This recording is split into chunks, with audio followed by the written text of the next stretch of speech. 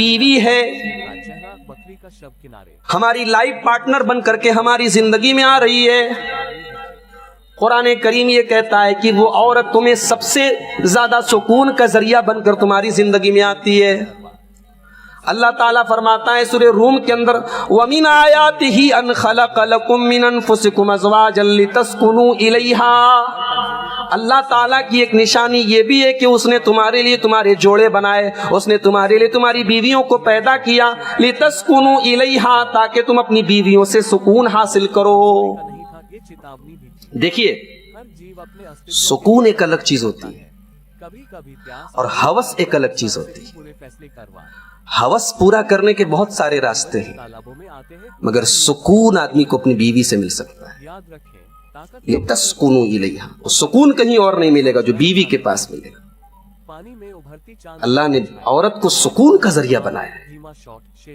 اور ایک عجیب بات اس آیت کریمہ میں اللہ نے فرمائی وَجَعَلَ بَيْنَكُمْ مَوَدَّةً وَرَحْمَةً، اللہ تعالیٰ نے میاں بیوی کے بیچ میں محبت پیدا کر دی ہے۔ یہ محبت دنیا نے نہیں پیدا کی، یہ محبت اللہ نے پیدا کی ہے، جو میاں اور بیوی کے بیچ میں، جو پتی اور پتنی کے بیچ میں ہوتی ہے۔ میاں بیوی کا رشتہ بڑا عجیب ہے۔ کبھی اللہ کے رسول کی شادی شدہ زندگی کا مطالعہ کرو، اللہ اکبر، کیا سلوک کرتے تھے آپ اپنی بیویوں کے ساتھ۔ ہمارے یہاں بہت سارے لوگ اپنی بیوی سے قاعدے سے بات نہیں کرتے، اس کو مردانگی سمجھتے۔ کتنی عورتیں جو اپنے شوہر کا نام نہیں لیتی کہ نام لینے سے نکاح ٹوٹ جاتا ہے۔ پیارے نبی صلی اللہ علیہ وسلم حضرت عائشہ کو کبھی کبھی عائش کہتے تھے، عائش۔ ایک مرتبہ آپ نے فرمایا اے عائش، دیکھو جبریل تمہیں سلام کر رہے ہیں۔ پیارے نبی کا یہ انداز تھا اپنی بیویوں کے ساتھ، کہا کہ عائش تمہیں جبریل سلام کر رہے ہیں۔ بیوی کی محبت کی قدر اللہ کے رسول کی زندگی پہ پڑھو اور محسوس کرو۔ آپ کی زندگی میں آپ کی جو پہلی بیوی تھی، جن کی زندگی میں آپ نے دوسرا نکاح نہیں کیا، حضرت خدیجہ رضی اللہ تعالیٰ عنہ، ان کے انتقال کے بعد بھی اللہ کے نبی ان کو اکثر یاد کرتے تھے۔ ان کی سہیلیوں کے گھر کبھی کبھی تحفے تحائف بھجواتے تھے، جو ان کی خاص عورتیں تھیں، ان کے ساتھ اٹھنے بیٹھنے والی تھی۔ حضرت عائشہ نے ایک مرتبہ کہا کہ اللہ کے رسول، آپ کیوں اس بڑھیا عورت کے پیچھے اتنا پڑے ہوئے، کیوں اس کا نام لیتے رہتے؟ اللہ کے نبی کو غصہ آ گیا، کہا اے عائشہ، تم کیا جانو کہ خدیجہ کے میرے اوپر کتنے احسانات ہیں؟ اے عائشہ، جب ساری دنیا مجھے ٹھکرا رہی تھی، پوری دنیا مجھے نہیں مان رہی تھی، میرے اوپر ایمان لانے والی، تصدیق کرنے والی میری بیوی خدیجہ تھی۔ اے عائشہ، جب مجھے ضرورت تھی سہارے کی، فواستنی بنفسہا ومالہا، مجھے اپنے مال کے ذریعے، اپنے سکون کے ذریعے مجھے سہارا دینے والی میری بیوی خدیجہ تھی۔ اللہ کے رسول اپنی بیوی کے انتقال کے بعد بھی اس کو یاد رکھتے۔ تو میاں اور بیوی کا جو رشتہ ہے یہ بڑا عجیب رشتہ ہے۔ ایک مرتبہ اللہ کے پیارے نبی اپنے گھر میں بیٹھے اور حضرت عائشہ سے بات ہو رہی ہے، حضرت عائشہ اونچی آواز میں بات کر رہی ہے۔ حضرت ابو بکر رضی اللہ تعالیٰ عنہ گھر میں دروازے پر پہنچے اور حضرت عائشہ کی اونچی آواز سنی، غصہ آیا۔ نبی کی بیوی ہے لیکن حضرت ابو بکر کی بیٹی ہے، غصہ آیا۔ حضرت ابو بکر اندر آئے اور حدیث کے الفاظ ہیں کہ اپنی بیٹی کو، حضرت عائشہ کو مارنے کا ارادہ کیا۔ حضرت عائشہ اللہ کے نبی کے پیچھے چھپ گئی، نبی نے اپنی بیوی کو بچایا۔ یہ بڑا عجیب رشتہ ہے میرے بھائیوں، اس کو قرآن نے لباس کہا ہے، ہن لباس لکم، میاں بیوی ایک دوسرے کے لیے لباس ہے۔ بڑی گہرائی ہے اس لفظ کے اندر۔ لباس انسان کا کہ بدن سے ٹچ کرنے والا سب سے قریبی چیز انسان کا لباس ہوتا ہے، اس سے قریب کوئی رشتہ نہیں ہے، میاں بیوی سے قربت والا کوئی رشتہ نہیں۔ تو عورت بیوی ہے تو لباس ہے، سکون ہے، عورت ماں ہے تو اس کے قدموں کے نیچے جنت ہے، عورت بیٹی ہے تو رحمت ہے۔ تو پھر یہ کیوں کہا جاتا ہے کہ اسلام نے عورت کو گرایا ہے؟ کہا جاتا ہے جناب اسلام نے عورت کو پردہ کا حکم دیا ہے، عورت نقاب میں رہے، ڈھک کر رہے، مرد اچھا اچھا کپڑا پہن کر نکلے، سج دھج کے نکلے، اور عورت چھپ کر رہے۔ عورت کو پیک کر دیا جائے، یہ کہاں کا انصاف ہے؟ ایک تصویر آئی تھی انٹرنیٹ پر، میں نے دیکھی تھی 15-20 دن پہلے، ایک مہینہ پہلے۔ تصویر میں ایک عورت نقاب میں جا رہی تھی اور ایک عورت ماڈرن ڈریس پہن کے جا رہی تھی، اور کچھ منچلے قسم کے لڑکے وہاں پہ کھڑے تھے، تو وہ اس نقاب والی عورت کو گھور رہے تھے، اور ماڈرن ٹائپ کی جو لڑکی ہے وہ جا رہی، اس کو کوئی دیکھ نہیں رہا ہے، نقاب والی کو گھور رہے ہیں۔ تصویر کے نیچے کیپشن میں لکھا تھا it's not about the dress, it's about mentality. لکھا تھا کہ کپڑے سے کچھ نہیں ہوتا، مینٹیلٹی سے ہوتا ہے۔ آج اگر عورت کے ساتھ اتیاچار ہو رہا ہے تو مردوں کی سوچ اس کے لیے ذمہ دار ہے، عورت کا کپڑا ذمہ دار نہیں۔ کیا واقعی میں ایسا ہے؟ اگر ایسا ہے تو آپ یہ بتائیے کہ عورتوں کے ساتھ ہونے والے کرائمز دن بدن کیوں بڑھ رہے ہیں؟ حیرت ہوتی ہے، تعجب ہوتا ہے، اور کبھی کبھی آنسو نکل جاتے ہیں کہ آج انسان کہاں پہنچ گیا ہے۔ 6 مہینے کی بچیوں کے ساتھ جب ریپ کی خبریں آتی ہیں، نابالغ بچہ نابالغ بچی کے ساتھ جب ریپ کرتا ہے، ایک ایک عورت کے ساتھ کئی لوگ مل کر کے اس کی عزت کا استحصال کرتے ہیں، جب اس طریقے کی خبریں آتی ہیں تب ہم سوچنے پر مجبور ہو جاتے ہیں کہ آخر وجہ کیا ہے؟ وجہ میرے بھائیوں، اگر مردوں کی گندی سوچ ہے تو عورتوں کے لباس میں بڑھنے والی ولگیرٹی بھی ہے۔ اور یہاں ایک بات میں کہنا چاہتا ہوں، عورت کا لباس کیسا ہونا چاہیے، اسلام اس کے بارے میں کیا کہتا ہے، یہ تو ایک الگ میٹر ہے۔ ہمارا جو ہندوستان کا کلچر ہے، جو ہماری بھارتی سنسکرتی ہے، وہ بھی یہی کہتی ہے کہ عورت کا لباس شالین ہونا چاہیے، اچھا ہونا چاہیے۔ آج ہمارے بہت سارے برادران وطن، ہمارے غیر مسلم بھائی بھی کہتے ہیں کہ عورتوں کے کپڑے میں آنے والی اشلیلتا، عورتوں کے کپڑے میں آنے والی ولگیرٹی بھی سماج کے اندر عورتوں کے متعلق جو کرائمز ہو رہے ہیں، جو جرم ہو رہے ہیں، اس کا بہت بڑا سبب ہے۔ اب آئیے قرآن کی ایک آیت پہلے پڑھتا ہوں، پھر آپ سے بات کرتا ہوں۔ قرآن کریم میں پردے کا حکم نازل ہوا، نبی کے صحابہ کو حکم دیا گیا کہ جب تم نبی کے گھر میں جاؤ اور نبی کی عورتوں سے تمہیں کچھ مانگنا ہے، وَإِذَا سَأَلْتُمُوهُنَّ فَاسْأَلُوهُنَّ مِنْ وَرَاءِ حِجَابٍ۔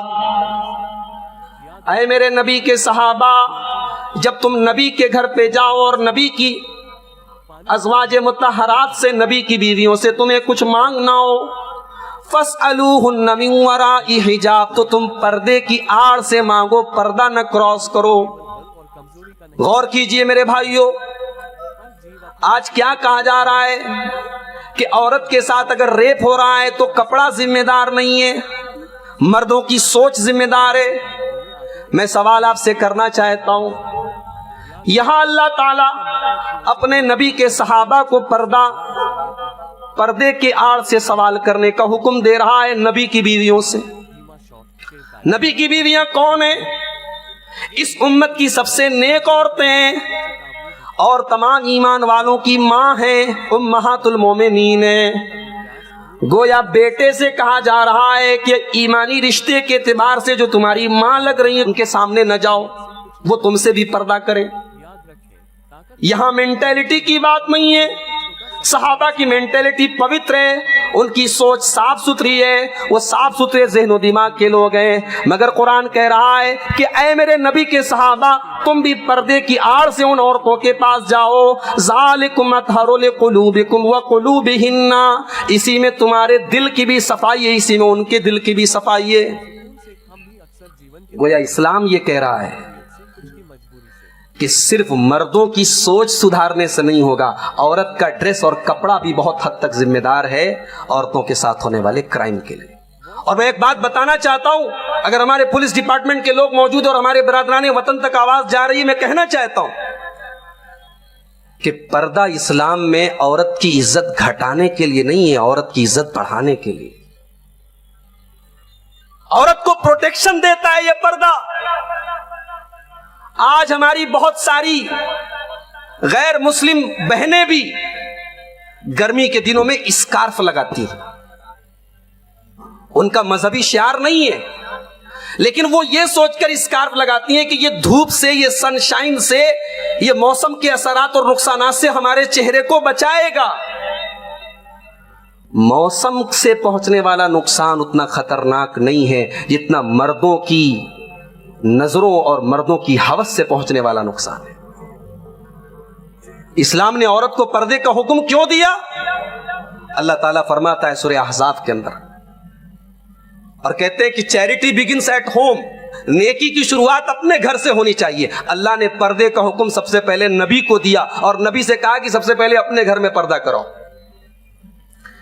या अय्युहन नबी कुल लिअज़वाजिका व बनातिका व निसाइल मोमिनीन, ऐ नबी अपनी औरतों से कह दो, अपनी बेटियों से कह दो, अपनी तमाम मोमिना औरतों से कह दो, युदनीना अलैहिन्ना मिन जलाबिबिहिन्ना, जब वो घर से निकले तो अपने ऊपर जिल्बाब डाल लें। देखिए यहाँ नकाब नहीं कहा गया, यहाँ बुर्का नहीं कहा गया, यहाँ जिल्बाब कहा गया। अब जिल्बाब क्या है? अगर आप अरबी जुबान की, अरबी डिक्शनरी की कोई किताब उठा के देखें तो जिल्बाब से मुराद वो कपड़ा है जो औरत के पूरे बदन को कवर कर ले। मुझे बड़े अफसोस के साथ कहना पड़ता है, आज मुसलमान खवातीन पर्दे के नाम पर, नकाब के नाम पर, बुर्के के नाम पर, जो इस पर्दे का असल मकसद है, उस मकसद को खत्म किया जा रहा है। आज हमारी बहनें ऐसे पर्दे और ऐसे नकाब का इस्तेमाल कर रही हैं जो खुद पर्दे का मोहताज है और जिसके अंदर बेपर्दा औरतों के अंदर वो अट्रैक्शन नहीं है जो इस पर्दे के अंदर अट्रैक्शन है। पर्दे का मकसद आपके जिस्म को कवर करना है। कुरान कह रहा है युदनीना अलैहिन्ना मिन जलाबिबिहिन्ना, ऐ औरतों जब तुम घर से निकलो तो अपने ऊपर जिल्बाब डाल लो, अपने ऊपर चादर डाल लो, अपने ऊपर ऐसा कपड़ा डाल लो जो तुम्हारे पूरे बदन को छिपा ले। ये पर्दे का हुक्म तुम्हें क्यों दिया जा रहा है? ये तुम्हारी इंसल्ट करने के लिए, तुम्हें बेइज्जत करने के लिए, तुम्हारा दर्जा घटाने के लिए नहीं किया जा रहा है। ज़ालिका अदना अन युरफ़ना फला युज़ैन, ये पर्दे का हुक्म इसलिए दिया जा रहा है ताकि दुनिया तुम्हें पर्दे में देखकर समझ जाए कि तुम इज्जत वाली हो, तुम हया वाली हो, तुम शर्म वाली हो और तुम्हें कोई छेड़ने की जुर्रत न करे। आज औरतों के साथ बढ़ने वाले क्राइम की बहुत बड़ी वजह निकाह और शादी में होने वाली देर भी है। इसीलिए अल्लाह के नबी ने जब निकाह का हुक्म दिया तो निकाह का दो मकसद बताया। फरमाया या माशर शबाबी मन इस्तता मिनकुमुल बाता फल्यतज़व्वज, ऐ नौजवानों शादी की ताकत अगर है तुम्हारे पास, बीवी का खर्चा उठा सकते हो तो जल्दी से निकाह कर लो। फ़इन्नहु अग़ज़्ज़ु लिलबसर, इससे तुम्हारी आंखें झुक जाएंगी।